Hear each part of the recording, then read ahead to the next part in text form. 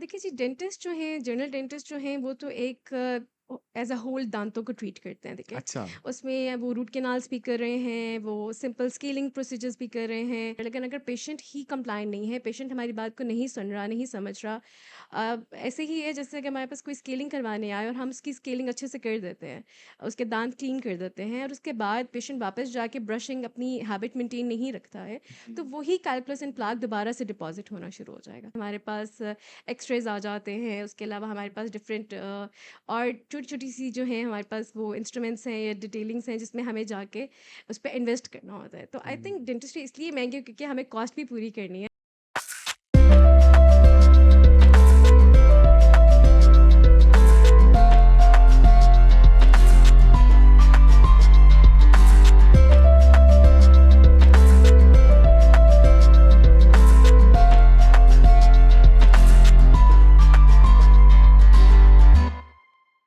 अस्सलाम वालेकुम।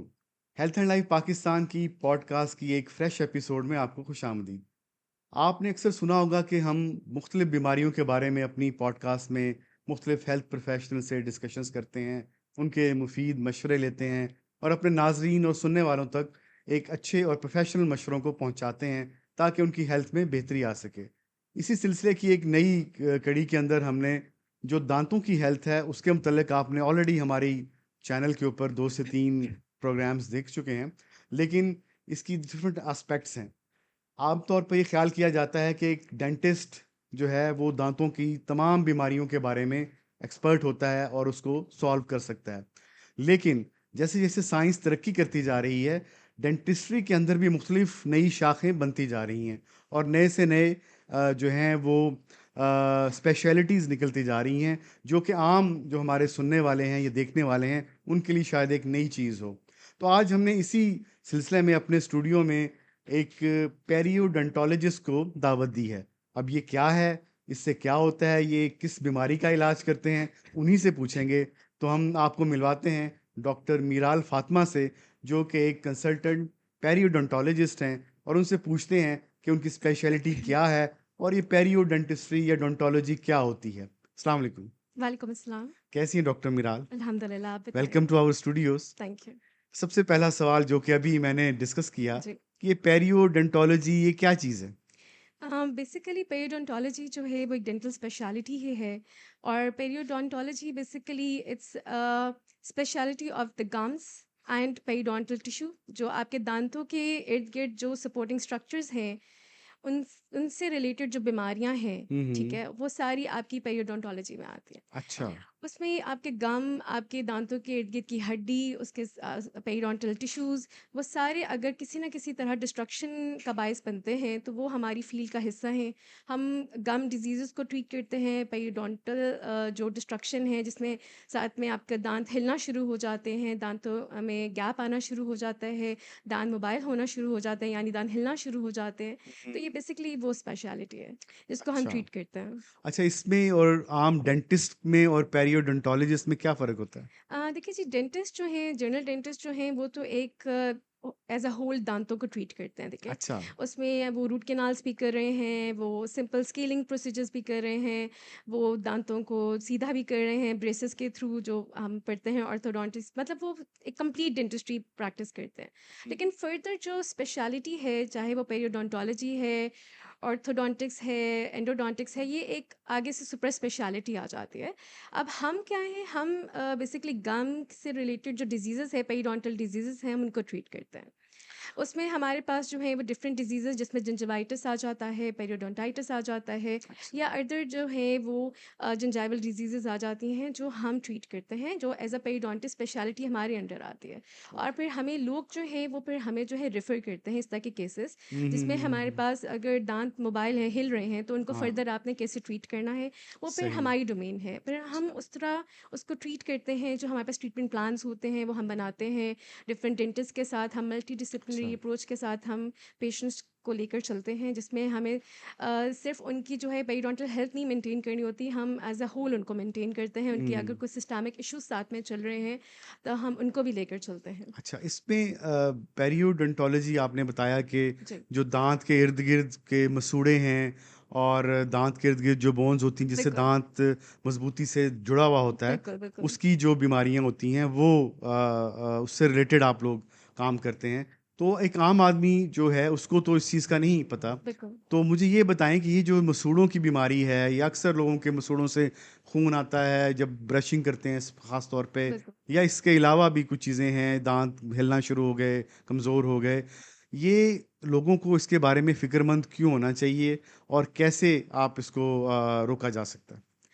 बिल्कुल बेसिकली जो पेशेंट्स हमारे पास रिपोर्ट करते हैं डिपार्टमेंट में, ज़्यादातर उनको पता ही नहीं होता है कि उन्होंने ब्रश कितने टाइम पे करना है, कैसे करना है। और बेसिक जो आपका ट्रिगर फैक्टर है ना, वो यही है कि आप दांतों को सही से सफाई नहीं कर रहे हैं। अच्छा। अगर आप दांतों को सही से साफ़ नहीं कर रहे हैं और सही टाइम पे नहीं कर रहे हैं, क्योंकि वैसे तो आपको रात को सोने से पहले सुबह नाश्ते के बाद लाज़मी ब्रश करना चाहिए, 2 टाइम दिन में करना चाहिए। यानी और कि रात को सोने से सोने से पहले पहले और और सुबह सुबह नाश्ते के नाश्ते के बाद बाद आपको ब्रश करना ब्रश लाज़मी है। लाज़मी है। अब और 2 टाइम के साथ आपने 2 मिनट तक आपने आपकी एक है कि आपने टाइमिंग्स मेंटेन करना है कि 2 मिनट तक आपने ब्रश करना अच्छा, है। 2 मिनट तक करना है? 2 मिनट आपके हैं ये टाइम, ज़्यादा नहीं ठीक है? है? नहीं, ज़्यादा नहीं है, नॉर्मल है। असल में ये है कि पेशेंट्स को या जो हमारे पास आम आवाम जो है, उनको अवेयरनेस नहीं है इस बारे में। अब हमारे पास जो पेशेंट्स आते हैं, ज़्यादातर वो ब्लीडिंग गम्स के साथ आ रहे होते हैं, और काफ़ी ज़्यादा केसेज़ ऐसे हैं जो जब तक जो दांत हैं वो हिल चुके होते हैं, तब हमारे पास रिपोर्ट करते हैं। अब वो बेसिक उसका पीछे रीज़न क्या होता है कि वहाँ पे टार्टर जमा होता है दांतों के इर्द-गिर्द, जो वो सही से ब्रश ना करने की वज़ह से जम चुका होता है, हुँ, हुँ, ठीक हुँ, है? हुँ, हुँ, हुँ। और वो ब्रश करने से नहीं उतरता है, तो फिर वो हमारे पास आते हैं कि हम जी सफाई करवाने आए हैं। अब सफाई तो हो जाती है, लेकिन जितनी डिस्ट्रक्शन पीछे हो चुकी होती है गम्स के इर्द-गिर्द, या बोन जो डैमेज हो चुकी होती है, उसको हम रिवर्स नहीं कर सकते हैं। हम हुँ, फिर उसमें फर्दर ट्रीटमेंट प्लान्स हम उनको बता देते हैं कि आप हमारे पास फ़ॉलो-अप पे रहें, ठीक है? हम इसको देखेंगे, पहले तो आपकी ओरल हाइजीन हम मेंटेन करेंगे, क्योंकि पेशेंट्स को एजुकेट करना बहुत ज़्यादा ज़रूरी है, और हमारी फ़ील्ड में पेशेंट की कंप्लायंस बहुत ज़्यादा ज़रूरी है। अगर हम ट्रीटमेंट प्लान करते हैं और ट्रीटमेंट कर रहे होते हैं, और अगर पेशेंट कंप्लायंट नहीं है, तो हमारा काम जो है वो रुक जाता है। और अगर हम जितनी भी मेहनत कर लें पेशेंट के ऊपर, लेकिन अगर पेशेंट ही कंप्लायंट नहीं है, पेशेंट हमारी बात को नहीं सुन रहा, नहीं समझ रहा, ऐसे ही है जैसे कि हमारे पास कोई स्केलिंग करवाने आए और हम उसकी स्केलिंग अच्छे से कर देते हैं, उसके दांत क्लीन कर देते हैं, और उसके बाद पेशेंट वापस जाके ब्रशिंग अपनी हैबिट मेंटेन नहीं रखता है, तो हुँ। वही कैल्कुलस एंड प्लाक दोबारा से डिपॉज़िट होना शुरू हो जाएगा, एंड ओके। वो फिर से आपकी एक जो दांत की जो एक डिज़ीज़ है वो शुरू हो जाती है, एंड वो मज़ीद प्रोग्रेस करने लग जाती है। तो हम हमेशा पेशेंट्स को ये कहते हैं कि आपकी कंप्लायंस बहुत ज़्यादा ज़रूरी है। अगर आपके दांतों से, मसूड़ों से ब्लीडिंग हो रही है, गम्स ब्लीड कर रहे हैं, तो दांतों को आपने सही से ब्रश नहीं किया होता है। अच्छा। तो आई थिंक प्रॉपर ब्रशिंग बहुत ज़्यादा ज़रूरी है। यही सबसे पहले हम बात पेशेंट्स को बताते हैं। फिर हुँ। अदर फैक्टर्स जो हैं वो अच्छा, ऐड इन हो जाते आपने हैं। मुझे बताया कि कम से कम जो है वो 2 मिनट तक दांत साफ करने चाहिए करने डेली, चाहिए। रात को सोने से पहले जी, और सुबह नाश्ते के जी, बाद। लेकिन 2 मिनट तक कैसे दांत साफ करें, उसकी क्या टेक्नीक होनी चाहिए, बिल्कुल। और उसको कैसी टेक्नीक से साफ करना चाहिए कि मैक्सिमम टार्टर और रेजिड्यू जो है वो निकल जाए दांतों से, बिल्कुल। और क्या फिर ये सही तरीके से 2 मिनट तक इलेक्ट्रिक ब्रश से सही साफ हो सकता है कि मैनुअल ब्रश से सही साफ हो सकता जी, बिल्कुल। एक्चुअली बात ये है कि वही बात है कि लोगों में अवेयरनेस नहीं है कि कौन-सा टूथब्रश यूज़ किया जाए, कैसे ब्रशिंग की जाए। उसमें ये है कि मैं हमेशा पेशेंट्स को गाइड करती हूँ कि आप स्मॉल हेड टूथब्रश लें, जो आगे से छोटा हो, ठीक है? और अभी काफ़ी ब्रांड्स के हमारे पास आ रहे हैं, बहुत अच्छे है? जी। टूथब्रशेज़ हैं, जो कि आप आराम से ग्रिप कर सकते हैं। उसके अलावा ब्रश को थोड़ा-सा तिरछा रख के आपने सर्कुलर मोशन में मूव करना होता है दाँतों में। आपने बहुत दाँत सीधा करके आपने टूथब्रश ऊपर नहीं फेरना होता है। जैसे हम स्क्रबिंग टेक्नीक यूज़ कर रहे होते हैं ज़्यादातर लोग, कि आप दाँत जो हैं वो उनके ऊपर अपना ब्रश रगड़ते हैं। तो हुँ। आपने दाँतों के ऊपर अपना ब्रश रगड़ना नहीं होता है, क्योंकि वो ट्रॉमा या इंजरी कॉज़ करता है आपके गम्स को। हुँ, तो हुँ, इस वजह हुँ। से भी कई लोग कहते हैं कि जी हम तो बहुत ज़ोर से ब्रश करते हैं, पर हमारे दाँत साफ़ नहीं होते हैं। तो बेसिकली ज़ोर से ब्रश करना नहीं, प्रॉपर टेक्नीक यूज़ करना अच्छा, उसमें आना कई किस्म चाहिए। के आते हैं, soft, extra soft, exactly. Hard, तो वो कौन से रिकमेंड करती हैं आप? आइडियली तो हमें सॉफ्ट यूज़ करना चाहिए। वही बात है कि पेशेंट टू पेशेंट वेरी करता है। कुछ स्मोकर्स में मैं उनको कहती हूँ कि आप जो है मीडियम टू हार्ड यूज़ कर सकते हैं, बिकॉज़ उनके स्टेन्स होते हैं दाँतों में। लेकिन जो नॉर्मल एक हेल्दी पेशेंट है, उनके गम्स नॉर्मल है, तो उनको आपको soft toothbrush use soft use करना करना चाहिए। जी। चाहिए। और ओके। उसमें ये है कि प्रॉपर टेक्नीक यही है कि आप आराम से सर्कुलर मोशन में स्लो स्लो अपना जो है ना एक अपने बहुत ज़्यादा विगरस ब्रशिंग नहीं करनी है।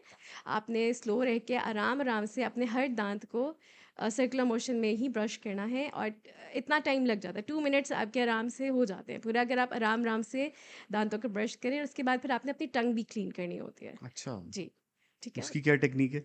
उसमें यही है कि आप ब्रश के साथ भी कर सकते हैं, अच्छा, ठीक है? और इसके अलावा डिफरेंट टंग क्लीनिंग एड्स भी अवेलेबल हैं मार्केट में। लेकिन अगर आप देखें तो मोस्टली डिफरेंट ब्रांड्स में पीछे ब्रश के पीछे भी ना टंग क्लीनिंग बना होता है, उसका अच्छा, क्लीनर अच्छा, बना अच्छा। होता है। तो हुँ, आप हुँ, वो हुँ। स्क्रब करके अपनी टंग अच्छे से क्लीन कर सकते हैं। अच्छा, मैंने आप लोगों से मुतासिर होके ना पूरी फैमिली को ले दिए electric brush. Electric brush toothbrushes. वो बड़े अच्छे जी, जी, खूबसूरत बिल्कुल। अच्छे ब्रांड के, अच्छे ब्रांड के। गोल-गोल जी, वो जी। घूमते हैं और सर्कुलर मोशन जी, में जी, सारा बिल्कुल, साफ करते हैं। बिल्कुल। लेकिन मेरा जो एक्सपीरियंस रहा कि शायद वो वैसे रेज़िड्यू साफ नहीं करते, क्लीनिंग नहीं जी, करते जी। जैसे मैनुअल ब्रश करता था। हुँ, हुँ। इसकी क्या वजह है? नहीं या एक्चुअली टाइमिंग पूरा नहीं हो रहा, 2 मिनट तक करना चाहिए? नहीं टाइमिंग की बात भी है प्लस ब्रश की पोजीशन क्या है, आप कहाँ पे ब्रश को रख के, क्योंकि वो खुद ही मूव करेगा, उसका ऑसिलेटिंग मोशन होता है, वो खुद ही मूव करता है। एंड इलेक्ट्रिक टूथब्रशेस जो हैं वो वर्ल्ड वाइड रिकग्नाइज्ड भी हैं एंड सेकेंडली लोग जो डॉक्टर्स हैं, खासतौर पे डेंटिस्ट जो हैं, वो रिकमेंड करते हैं कि आप इलेक्ट्रिक टूथब्रशेस यूज़ करें as compare hmm, to manual. लेकिन उसका वही बात है कि टेक्निक सेंसिटिविटी है, आपको अगर प्रॉपर टेक्निक नहीं आएगी तो कोई भी टूथब्रश जो है अगर आप वो यूज़ कर रहे हैं तो उसका कोई फ़ायदा नहीं होगा। तो I think proper brushing technique जो है, अब तो यूट्यूब पे इतनी वीडियोस अवेलेबल है इसके ऊपर, डिफरेंट एनिमेटेड वीडियोस अवेलेबल है, जिससे आप देखकर आप देख सकते हैं कि आप क्या मिस्टेक कर रहे हैं। ठीक है? अच्छा। प्रॉपर ब्रश की पोजीशन नहीं होगी, ठीक है? हुँ, हुँ, दांतों के ऊपर, जिसकी वजह से प्रॉपर क्लीनिंग नहीं हो रही है। हुँ, हुँ। एंड प्लस ज़ाहिर सी बात है, कुछ ऐसे दांत होते हैं जिससे माल एक्लूजन होती है, क्राउडिंग होती है दांतों में, तो वहाँ टूथब्रश बहुत अच्छे से काम नहीं कर पाता। जी, जी। फिर उस तरह के केसेस में हम फिर पेशेंट्स को एडवाइस करते हैं कि आप फ्लॉसिंग साथ में यूज़ करें, क्योंकि इंटरडेंटल एरियाज या ऐसे एरियाज जहाँ पे आपका ब्रश नहीं पहुँच पाता है, तो फिर हम उन एरियाज के लिए फिर हम फ्लॉसिंग एडवाइस करते हैं पेशेंट्स को। बिल्कुल सही है। अच्छा मुझे डॉक्टर मीराल बताइएगा कि आपने काफ़ी चीज़ें डिस्कस कर लीं। जी, जी। अगर किसी का मसूड़ों में कोई इन्फेक्शन हो गई है, जी, जी। बैक्टीरियाज़ हैं और ख़राब है दाँतों की हेल्थ या ये मसूड़ों वाली हेल्थ है, पेरियोडोंटाइटिस है, तो क्या इससे और भी बीमारियाँ हो सकती हैं? जी, बिल्कुल। ये वाक़ई में एक बहुत बड़ी डिस्कशन, एक डिबेट इसके ऊपर बनती है, क्योंकि जनरली अवाम को अवेयरनेस नहीं है इस बारे में कि आपकी पेरिडोंटल हेल्थ कितनी ज़्यादा रिलेटेड है आपकी सिस्टमिक हेल्थ से। हुँ। बहुत से पेशेंट्स जो हैं हमारे पास रिपोर्ट करते हैं पेरिडोंटाइटिस या जिंजिवाइटिस के साथ, जिसके सिस्टेमिक साथ हेल्थ मतलब आप आम सिस्टमिक आदमी को हेल्थ एक बताना चाहें कि अगर जैसे दाँत में कोई खराबी है तो वो खून में जज़ब होके वो बिल्कुल, जरासीम या बैक्टीरिया जाएँगे बिल्कुल। और जिस्म के और हिस्सों को और हिस्सों मुतासिर को भी मुतासिर करेंगे एंड सेकेंडली अगर पेशेंट को ऑलरेडी डायबिटीज़ है हुँ। या फिर पेशेंट को ऑलरेडी कोई ऐसी बीमारी है, इम्यूनो कॉम्प्रोमाइज्ड पेशेंट है जिसकी इम्यूनिटी वीक है, हुँ, अगर उसी पेशेंट को जिंजिवाइटिस या पेरिडोंटाइटिस होता है तो वो फ्यूचर में आपके बाकी ऑर्गन्स को भी इफेक्ट करता है, क्योंकि एक बीमारी है आपको दांतों की है या अगर आपके किसी ऑर्गन को कोई बीमारी इस तरह की है तो वो आपकी बॉडी ऑलरेडी एक इम्यूनो कॉम्प्रोमाइज सिचुएशन में चली जाती है, आपकी हुँ, इम्यूनिटी वीक होती है। तो हुँ, जो इम्यून इन्फ्लेमेटरी रिस्पॉन्स होता है इस हद तक बढ़ जाता है, क्योंकि इन्फ्लेमेटरी हमारी डिफरेंट जो है वो इन्फ्लेमेटरी सेल्स होते हैं बॉडी में। जब वो ज़्यादा होते हैं तो वो खाली आपके मुंह में ज़्यादा नहीं होंगे, वो आपकी बाकी बॉडी को भी इफेक्ट करेंगे, तो वो ब्लड स्ट्रीम में जाके आपके बाकी ऑर्गन्स को भी डैमेज करते हैं। इसलिए अभी रिसेंट जो आर्टिकल्स पब्लिश हुए हैं उसमें ये बताया गया है कि आपके मुंह की जो बीमारी जिसको हम पेरिडोंटाइटिस कहते हैं, वो कितना ज़्यादा रिलेट करती है डायबिटीज़ के साथ, कार्डियोवास्कुलर डिजीज़ेस के साथ, और साथ में अगर जैसे पेशेंट ऑस्टियोपोरोसिस के साथ अगर हमारे पास फीमेल्स आ रही हैं जिनके में विटामिन डी या कैल्शियम डेफिशिएंसी के साथ जो पेशेंट्स आते हैं, इवन उनके भी पेरिडोंटल डिस्ट्रक्शन जो है 2 टाइम्स फोल्ड ज़्यादा होती है, हुँ, क्योंकि बॉडी नेचुरली एक इम्यूनो कॉम्प्रोमाइज सिचुएशन में है। इसी तरह डायबिटीज़ के पेशेंट्स हमारे पास जो आते हैं, हम सबसे पहले उनको जब ट्रीट करते हैं तो हम उनका HbA1c एक टेस्ट करवाते हैं, और अच्छा। HbA1c में हम प्री डायबिटीज़ का हम देखते हैं या फिर हम देखते हैं कि पेशेंट इज़ डायबिटिक और नॉन डायबिटिक। अब हुँ, अगर उसमें भी एक डिफरेंट रीडिंग्स होती हैं, अगर 7 है तो आप इसका मतलब है कि you are into a diabetic उसमें स्टेज पे आ गए हैं, और अगर आपका 7 से एक्सीड कर गया तो उसका मतलब आप अनस्टेबल जो है डायबिटीज़ की तरफ जा रहे हैं। अगर 8 या 9 10 की तरफ अगर आपकी HbA1c की रीडिंग्स आती हैं तो वो इक्वली इंपॉर्टेंट है हमारी पेरिडोंटल हेल्थ के लिए, क्योंकि मीन्स कि जो अगर बीमारी शुरू हो दांतों से, वो दूसरे हिस्सों को भी मुतासर करती मुतासिर है, करती है। और दूसरी बीमारियां जो ऑलरेडी एग्जैक्टली, मौजूद हों वो भी दांतों की दांतों हेल्थ को को, बिल्कुल, it's a vice versa, by यानी कि डायरेक्शनल अगर आपको रिलेशनशिप। डायबिटीज है जी, तो उसकी बहुत हद तक चांसेस हैं कि आपके दांत खराब होंगे बिल्कुल, और बिल्कुल, मसूड़े खराब होंगे। बिल्कुल, ये बाई डायरेक्शनल रिलेशनशिप है, इसके ऊपर आर्टिकल्स छप रहे हैं पूरी दुनिया में कि आपकी डायबिटीज़ अगर आपको है, तो वो आपके गम हेल्थ को, आपके पेरिडोंटल हेल्थ को अफ़ेक्ट करती है, दांत आहिस्ता-आहिस्ता कमज़ोर होते हैं, हड्डी कमज़ोर होना शुरू हो तो जाती है। डायबिटीज या शुगर वाले जो पेशेंट हैं जी। उनको क्या एक्स्ट्रा मेजर्स लेनी चाहिए कि उनके दांतों की दांत ठीक रहें? बिल्कुल, सबसे पहले तो उनको अपनी ओरल हाइजीन मेंटेन रखनी चाहिए, अपने दांतों को साफ़ रखना चाहिए, बहुत ज़्यादा ज़रूरी ये है। सेकेंडली अपनी डाइट में चेंजेस लेकर आएँ, प्रॉपर अपनी बेसिकली आपको लाइफ़स्टाइल जो है ना, उसको चेंज करने की ज़रूरत होती है। हम पेशेंट्स को गाइड करते हैं कि देखें लाइफस्टाइल तो चेंज करना मुश्किल है। एग्जैक्टली बट उनको हम पेशेंट्स को फिर गाइड करते हैं कि आपने जी। अपनी रूटीन में वॉक लेकर आइए, ठीक अच्छा। है, अपनी बहुत ज़्यादा जो हाई कार्ब जो डाइट्स हैं जिसमें आपके पास फ्लावर्स और ये इस तरह की जो बेकरी आइटम्स होती हैं वो हम उनको कहते हैं कि थोड़ा सा छोड़ के देखें। एंड मैंने अपने खुद इतने केसेस हैं जिनमें मैं पेशेंट्स के जो HbA1c था वो 8 या 9 था और मैं उसको 6 पे लेकर आई हूँ, जस्ट बिकॉज मैंने उनको सिर्फ ये लाइफ स्टाइल चेंजेस थोड़े से and proper oral hygiene maintenance. तो उससे क्या हुआ कि एक तो उनका अपना भी वो जो हाइपरग्लाइसीमिया उनको था वो एक थोड़ा कंट्रोल की तरफ गया, जी, जी। थोड़ा स्टेबल हुआ पेशेंट एंड प्लस उनकी ओरल हाइजीन भी मेंटेन होने शुरू हो गई, जिसकी वजह से हमारे लिए आसानी होगी कि हम पेशेंट को ट्रीट कर सकें, क्योंकि फिर पेशेंट को हुँ। ऑब्वियसली हमें ओपन फ्लैप डिप्राइटमेंट्स करनी होती हैं, हमें पेशेंट की प्रॉपर ट्रीटमेंट प्लान्स बनाने होते हैं, तो वो बहुत ज़्यादा उस चीज़ ने हमें हेल्प आउट किया उस चीज़ के ऊपर। सही है। तो प्रॉपर गाइडेंस के साथ पेशेंट्स को आप कर अच्छा डॉक्टर मिराल, ये बताइएगा कि आपने ब्रशिंग की तो टेक्निक्स बताई कि आपको 2 मिनट तक ब्रश करना है रात को और सुबह को, जी, और किस एंगल से करना है, किस टेक्निक से करना है, ये चीज़ें हेल्प आउट जी, करती हैं कि आपके गम्स प्रॉपरली क्लीन हों। जी। ये जो माउथ वॉश का यूसेज है, इसका क्या रोल है गम्स की हेल्थ में या क्लीनिंग में? इसको यूज़ करना चाहिए, नहीं करना चाहिए? करना चाहिए तो किस मिकदार में करना चाहिए और जी, किस फ्रीक्वेंसी से करना चाहिए? इसके ऊपर मैं बात करना चाहूँगी कि जो नेचुरली आप जो माउथ वॉश यूज़ कर रहे हैं, एक तो वो आप अपने डेंटिस्ट से पूछे बगैर यूज़ नहीं करें, अच्छा। क्योंकि उसमें तो कुछ थेरेपेटिक एजेंट्स ऐसे होते हैं जो मुसलसल यूज़ करने से आपके जो नॉर्मल माउथ का जो माइक्रोफ्लोरा है वो डिस्टर्ब हो जाता है। जो नेचुरली अल्लाह ताला ने मुँह में हमारी जो जी, एक जी। फाइटिंग बैक्टीरिया रखा हुआ है, जो अगर अच्छे बैक्टीरिया, गुड अच्छे बैक्टीरिया, बैक्टीरियाज़। गुड बैक्टीरियाज, तो अगर वो बैक्टीरिया डिस्टर्ब हो जाते हैं तो फिर आपके जो मुंह में इस तरह की कैंडिडा या कोई फंगल इन्फेक्शंस होना शुरू हो जाते हैं। तो हुँ। बेसिकली वही बात है कि जब तक आप अपने डेंटिस्ट से कंसल्ट नहीं कर रहे हैं, आपको कोई भी माउथ वॉश खुद से यूज़ नहीं करना चाहिए, अनलेस और अनटिल कुछ इस तरह के माउथ वॉशेस होते हैं जो बेसिकली आपके गुड ओरल ब्रेथ के लिए लोग यूज़ कर रहे होते हैं, कि जैसे कुछ लोगों को होता है कि बैड ओडोर या bad bad breath. Smell, bad breath का वो उनको इशू होता है, तो उसके ऊपर हम फिर बात करते हैं कि आप बैड ब्रेथ के लिए आप यूज़ कर सकते हैं, क्योंकि उसमें कोई हिडन एजेंट्स या कुछ इस तरह के थेरेपेटिक एजेंट्स नहीं होते हैं। लेकिन अगर मार्केट में जो हैं में माउथ वॉशेस, बेसिकली कुछ कॉस्मेटिक नॉन मेडिकेटेड मिलते एग्जैक्टली, हैं, एग्जैक्टली, कुछ कुछ नॉन मेडिकेटेड मेडिकेटेड, हैं। कुछ मेडिकेटेड होते हैं, कुछ नॉन मेडिकेटेड होते हैं। जो मेडिकेटेड होते हैं वो आपको डॉक्टर से कंसल्ट करके ही यूज़ करना जी। होता है, क्योंकि उसमें हमारे पास जो है वो anti inflammatory antiseptic mouth wash आते हैं, जिसकी ड्यूरेशन होती है 2 वीक्स। अब मैं अपने पेशेंट्स को जो है वो 2 वीक्स तक कहती हूँ कि आपने यूज़ करना, उसके बाद आपने छोड़ देना है, क्योंकि 2 वीक्स में उसका काफ़ी हद तक वो अपना काम कर जाता है, जो पेशेंट को जितनी रिक्वायरमेंट होती है वो मैं थ्राइस अ डे जो है पेशेंट को एडवाइस करती हूँ करें, और वो भी 2 वीक्स के लिए।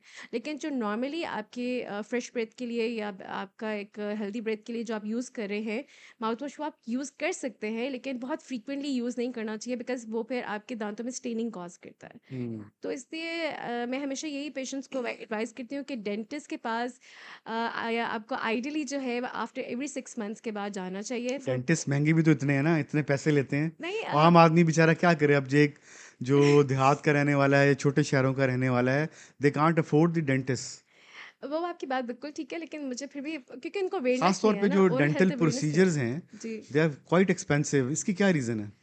इसकी रीज़न यही है क्योंकि हमारे इक्विपमेंट्स बहुत ज़्यादा एक्सपेंसिव होते हैं, ठीक अच्छा। है? उसके अलावा ज़ाहिर-सी बात है कि डेंटिस्ट्री एक ऐसी प्रैक्टिस है जिसमें आपके पास बहुत सी हमारे पास इंस्ट्रूमेंट्स हैं, हमारे पास बहुत ज़्यादा इक्विपमेंट्स आ जाते हैं, जिसमें हमारे पास एक्स-रेज़ आ जाते हैं, उसके अलावा हमारे पास डिफरेंट और छोटी-छोटी सी जो हैं हमारे पास वो इंस्ट्रूमेंट्स हैं या डिटेलिंग्स हैं, जिसमें हमें जाके उस पे इन्वेस्ट करना होता है। तो आई हुँ। थिंक डेंटिस्ट्री इसलिए महँगी है क्योंकि हमें कॉस्ट भी पूरी करनी है अपनी चीज़ों की, जो हुँ। भी हम मतलब अगर आप एक अच्छा डेंटल सेटअप देखें तो वो 30 टू 40 लाख्स में आप इस्टेब्लिश करते हैं। प्लस उसमें ये है कि ज़ाहिर सी बात है आपको डेली प्रैक्टिस आपको करना है, तो आपको ऑटोक्लेव चलना है, जो बेसिकली ऑटोक्लेव एक ऐसी मशीन है जो आपके इंस्ट्रूमेंट्स को साफ़ करती है, स्टरलाइज़ करती है, जी, ठीक जी। है?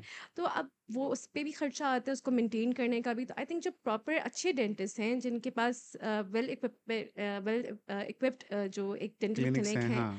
उसमें वो उनके पास इंस्ट्रूमेंट्स इतने अच्छे होते हैं कि वो आपको अच्छा ट्रीट कर रहे हैं। तो आई थिंक आपका बनता है कि आप इतना पेशेंट्स जो हैं वो डॉक्टर को पे करें। सही। जी, अच्छा डॉक्टर साहब आपने बात कर दी कि बीमारियों का हमने ज़िक्र कर लिया कि डायबिटीज़ का बड़ा रोल है जी, जी, डेंटल हेल्थ के ऊपर और बिल्कुल। इस तरह से ये वो। अब आते हैं थोड़ा-सा सोशल फैक्टर्स की तरफ जी। कि सोशल फैक्टर्स ऐसी क्या चीज़ें हैं, हुँ। हमारी हैबिट्स ऐसी क्या हैं या और ऐसे क्या चीज़ें हैं जो डेली रूटीन में हम करते हैं जो कि डेंटल हेल्थ पे असरअंदाज हो सकती हैं और उससे हमारी डेंटल हेल्थ मुतासर हो सकती है? बिल्कुल जी, सोशो इकोनॉमिक फैक्टर्स बहुत ज़्यादा डोमिनेट करते हैं हमारी सोसाइटी में। सबसे पहले तो पेशेंट्स के अवेयरनेस के ऊपर बात कर लेते हैं कि हमारे पास ऐसे पेशेंट्स आते हैं जो लिटरेसी रेट जो है वो ज़ीरो होता है। पेशेंट्स को बिल्कुल अवेयरनेस नहीं होती है। एंड जब मैं उनसे पूछती हूँ कि क्या आप ब्रश करते हैं या आपका कोई, तो वो यही बताते हैं कि जी हम कभी-कभार ब्रश करते हैं या हम ब्रश करते ही नहीं हैं। ठीक है? उनको बेसिकली अवेयरनेस ही नहीं है ओरल हाइजीन की कि हमें उसको कैसे मेंटेन करना है। तो सबसे पहले तो लिटरेसी रेट बहुत ज़्यादा हमारे पाकिस्तान में लो है, और हम इसके ऊपर काउंसलिंग भी करते हैं, हम डिफरेंट कैंप्स भी अरेंज करते हैं ताकि हम पेशेंट्स को अवेयरनेस दे सकें। लेकिन वही बात है कि अ, आपके बहुत इवन मुश्किल है पेशेंट्स को इवन अवेयर हमने करना। देखा है जो लिटरेट पीपल हैं, पढ़े लिखे लोग हैं, उनमें भी जो ओरल हाइजीन है उसका कॉन्सेप्ट बड़ा नेग्लेक्ट कम पाया जाता है। एग्जैक्टली नेग्लेक्शन की तरफ लेकर जाते हैं, क्योंकि वही बात है कि अब हमारे एक लोगों के अंदर जो है ना वो ये अवेयरनेस आ गई हुई है कि आपने अपना मुंह चमकाना है।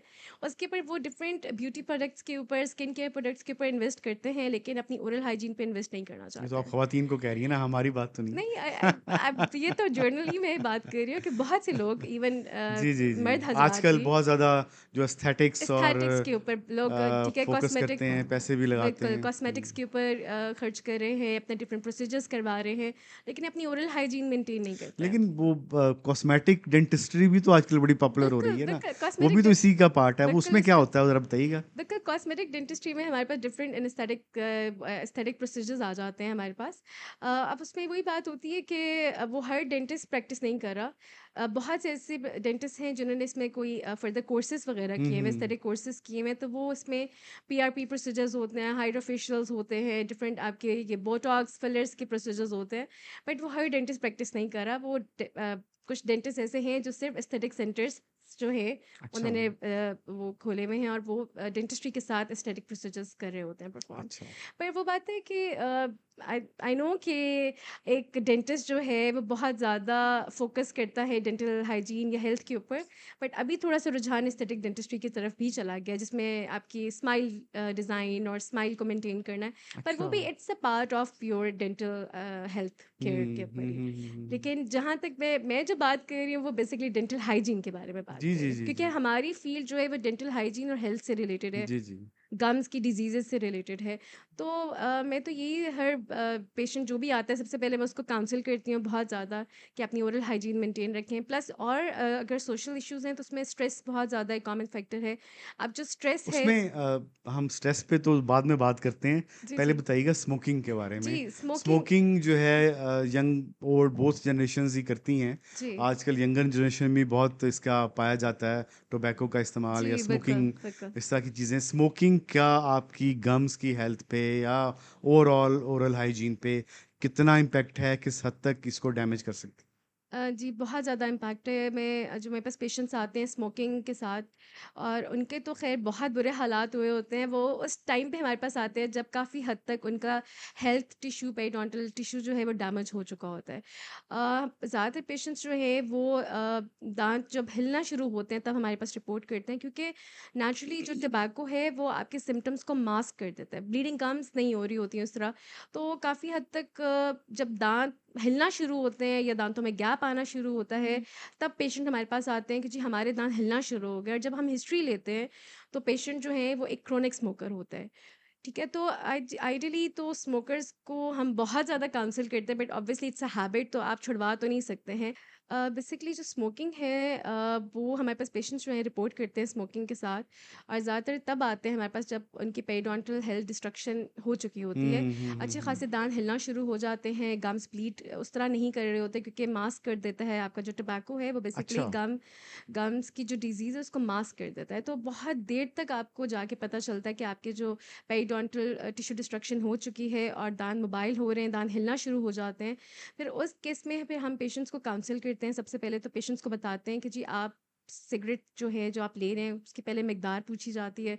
अब कुछ पेशेंट्स हैं वो 20 सिगरेट्स पर डे के हिसाब से पी रहे होते हैं जो क्रोनिक स्मोकर्स होते हैं।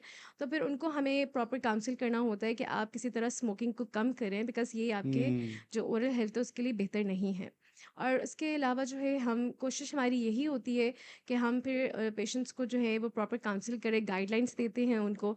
उसमें ये होता है कि ओरल हाइजीन हम मेंटेन कर तो लेते हैं, लेकिन अब जो चीज़ डिस्ट्रक्शन हो चुकी है हम उसको रिवर्स नहीं कर सकते हैं। सही। हम उसको स्टेबल कर सकते हैं, हम पेशेंट को स्टेबल करते हैं उसके साथ, लेकिन अब जो चीज़ हो चुकी है उसको हम रिवर्स नहीं मतलब कर जो सकते। इट इज़ गम्स के जो इरिवर्सिबल। टिश्यूज़ अगर डैमेज हो चुके हैं, जी, वो बिल्कुल। दोबारा से नहीं हो बन वो सकते। दोबारा से नहीं, वो इरिवर्सिबल हो चुका है। एंड काफ़ी पेशेंट्स हमारे पास इस हद तक की डिस्ट्रक्शन के साथ आते हैं कि उसमें फिर हम जो हैं कुछ सर्जिकल प्रोसीजर्स भी नहीं कर रहे होते हैं, हुँ। क्योंकि कई चीज़ों में स्मोकिंग जो है वो एक तरह का रिलेटिव कॉन्ट्राइंडिकेशन बन जाती है, जिसमें हमारे पास इवन कि अगर हम इम्प्लांट्स लगाना चाहें ऐसे पेशेंट्स में तो हम नहीं लगा सकते। उसमें भी हमें सोचना पड़ता है, हमें उनकी प्रॉपर देखना पड़ता है कि वो कितना हद तक कंट्रोल कर रहे हैं कि नहीं कर रहे हैं। और इसी तरह जो उनकी पेरिडोन्टल डिफरेंट हमारी जो प्रोसीजर्स हैं जिसमें हम सर्जिकल प्रोसीजर्स करते हैं, जिसमें हमारे पास गाइडेड टिश्यू रीजनरेशन का केस है या गाइडेड बोन रीजनरेशन है, हमारे पास ये डिफरेंट सर्जिकल प्रोसीजर्स आ जाते हैं। वो भी हम प्लान करते हुए पहले सोचते हैं, जब तक हम पेशेंट हमारी गाइडलाइंस को फॉलो नहीं फॉलो नहीं करता करेगा। या पेशेंट कंप्लायंस नहीं शो करता, तब तक हम पेशेंट को उसका ट्रीटमेंट नहीं करते। अच्छा, ये जो अब आजकल इम्प्लांट्स का बड़ा जी चल जी पड़ा है कि जी आपका जी दाँत अगर ये ख़राब हो गया, अपने आप बिल्कुल। बिल्कुल एक नया दाँत लगवा लें, जी ओरिजिनल जैसा, तो उसके लिए वो लगाने के लिए भी आपका गम्स के टिश्यूज़ को हेल्दी होना ज़रूरी है? बिल्कुल, या बहुत अगर ज़्यादा। वो आपके टिश्यू डैमेज हैं, तो फिर इम्प्लांट भी नहीं लग सकता? बिल्कुल ऐसा ही है। सबसे पहले तो आपकी ओरल हाइजीन मेंटेन होनी चाहिए। हम हमेशा पेशेंट्स को यही कहते हैं कि सबसे पहले तो अगर आपके गम्स हेल्दी होंगे, आपके पेरिडोन्टल टिश्यू हेल्दी होगा, तो ही हम फर्दर जो है वो हम ट्रीटमेंट प्लान कर सकते हैं इम्प्लांट के लिए। Because hmm. इम्प्लांट आपने जो है वो एक बोन के अंदर लगाना है। जब तक आपकी बोन हेल्दी नहीं होगी, आपका सपोर्टिंग स्ट्रक्चर, आपके गम्स हेल्दी नहीं होंगे, तो तब तक इम्प्लांट अगर आप लगा भी लेते हैं तो उस तरह से वो जो है हीलिंग नहीं होगी उसकी, या फिर प्रॉपर तरीके से जो है वो अडैप्ट नहीं करेगा आपके टिश्यू के साथ, जिसकी वजह से अक्सर इम्प्लांट फेलियर के केसेस हमारे पास रिपोर्ट करते हैं। और अच्छा। वो इसी वजह से करते हैं क्योंकि जब तक हम जब लगा रहे होते हैं तो हम पेशेंट्स को ये बताते ही नहीं है कि आपने अपनी ओरल हाइजीन प्रॉपरली मेंटेन करनी है, और ये एक मसनूई दांत की तरह का ही है, आर्टिफिशियल एक रूट है आपके जो हम लगा रहे हैं। तो आई थिंक कि सबसे ज़्यादा जो इम्पॉर्टेंट है वो यही है कि पेशेंट अपनी ओरल हाइजीन मेंटेन करे। जब हुँ। तक पेशेंट कंप्लाइंट नहीं होगा, आप कोई भी ट्रीटमेंट कर लेंगे, वो आपका फेलियर की तरफ ही चला जाएगा। बिल्कुल सही है। अच्छा, आप बताएँ स्ट्रेस के बारे में। जी, अब मैं स्ट्रेस के बारे में स्ट्रेस बता जो है वो आपको पता है कि हर बीमारी की आजकल जड़ है। जी, मतलब साइकोलॉजिकल इश्यूज बढ़ते जा जी, रहे हैं, जी। मुख्तलिफ बीमारियाँ, blood pressure, even diabetes. Diabetes, तो stress is always is the main cause and the root cause behind everything. तो बिल्कुल। दांतों की खराबी के पीछे भी स्ट्रेस होता है। बिल्कुल होता है जी। एक स्ट्रेस हार्मोन है कॉर्टिसोल। जी जी। ठीक है, अब वो जब आपकी बॉडी में हद से ज़्यादा हो जाता है तो वो बेसिकली आपके बाकी एक तो ऑर्गन्स को भी डैमेज करता है, आपकी ओवरऑल आपकी जो क्वालिटी ऑफ लाइफ है उसको भी ख़राब करता है, एंड प्लस आपके गम्स को और आपकी जो पेरिडोन्टल टिश्यू है उसको भी डैमेज करता है। अब सपोज करें कि अगर हमारे पास एक पेशेंट आ रहा है स्ट्रेस के साथ आ रहा है, तो मैं जब भी पेशेंट से हिस्ट्री लेती हूँ तो पेशेंट एक तो बहुत ज़्यादा ऑब्वियसली एक स्ट्रेस में तो होता ही है, एंग्जायटी में होता ही है, लेकिन पेशेंट ज़्यादातर ये बताते हैं कि जी हमसे खड़े होके ब्रश नहीं किया जा रहा। हम प्रॉपर्ली फ़ोकस नहीं, बिकॉज़ आपका फ़ोकस डाइवर्ट हो जाता है ना, आप प्रॉपर्ली किसी भी चीज़ पे फ़ोकस नहीं कर पाते, आपकी जी जी जी बॉडी जी। एक कॉम्प्रोमाइज़ सिचुएशन में चली जाती है। तो पेशेंट एक तो अपनी प्रॉपर हाइजीन नहीं मेंटेन कर रहे होते हैं, वो एक अनदर एडेड फैक्टर होता है। प्लस आपकी बॉडी ऑलरेडी एक जो है वो सर्वाइवल मोड में चल रही होती है, क्योंकि स्ट्रेस आपकी या जो डिप्रेशन है वो आपकी बॉडी को कॉम्प्रोमाइज़ करता है बहुत हद तक। आपकी इम्यूनिटी कॉम्प्रोमाइज़ हो जाती है, आपकी जो प्रॉपर एक रिस्पॉन्ड करती है आपकी नॉर्मल हीलिंग पैटर्न को भी, उसको भी डिस्टर्ब करता है स्ट्रेस। तो stress itself is a very very big culprit है आपकी ओरल हाइजीन के लिए, आपकी पूरी बॉडी की, आपकी प्रॉपर एक जो नेचुरल हमारी बॉडी की जो हेल्थ है उसको ख़राब करता है। हुँ। तो उस केसेस में फिर यही होता है कि हम पेशेंट को, सबसे पहले वही बात है कि पेशेंट काउंसलिंग बहुत ज़्यादा ज़रूरी है। आप पेशेंट को रेफ़र करते हैं डिफरेंट साइकियाट्रिस्ट या साइकोलॉजिस्ट के पास, क्योंकि जब तक ये एक मल्टी डिसिप्लिनरी फिर हम अप्रोच करते हैं कि जब जी, तक जी। आपके पास पेशेंट आता है अगर स्ट्रेस या डिप्रेशन के साथ, तो हम फिर पेशेंट को रेफ़र करते हैं कि आप किसी साइकियाट्रिस्ट के साथ भी ट्रीटमेंट लें और साथ में हमारे, ताकि वो अपना ट्रीटमेंट कर रहे हैं, हम अपना ट्रीटमेंट करें, ताकि पेशेंट कंप्लायंस शो हुँ, करे। बट बहुत से अनफॉर्चुनेटली बहुत यंग बच्चे हमारे पास आते हैं, रिपोर्ट करते हैं स्ट्रेस के साथ। तो उसमें हमारे पास यही है कि हमें देखने में मिलता है कि अल्सर्स हो रहे होते हैं माउथ में।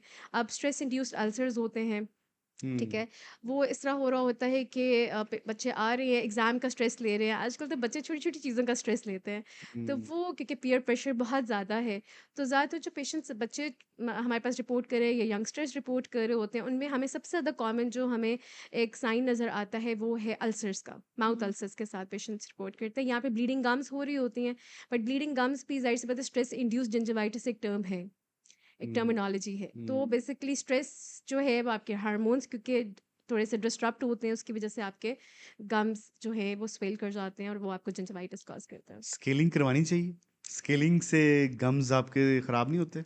नहीं, basically this is a misconception कि गम्स अच्छा, ख़राब हो जाते हैं या दांत पतले हो जाते हैं। हाँ, अक्सर लोग यही कहते हैं कि जी दांतों में गैप आ जाता है स्केलिंग करवाने के बाद और बहुत ज़्यादा पतले लगते हैं दांत। हाँ। अब वो रीज़न ये है क्योंकि दांतों के पीछे जो आपके एक बैक्टीरिया होता है, जो टार्टर होता है, बेसिकली जब हम वो साफ़ कर देते हैं तो आपको ऐसे ही लगता है कि आपके दांत पतले हो गए हैं। लेकिन वो या गैप आ बेसिकली गया? गैप आ गया, लेकिन वो बेसिकली गैप या वो जो दांत पीछे आपके जो कवर हुए हुए थे बैक्टीरिया से, वही तो सारा मसला था। वही हुँ, तो सारा मसला था जिसकी वजह से आपके गम्स ब्लीड कर रहे थे।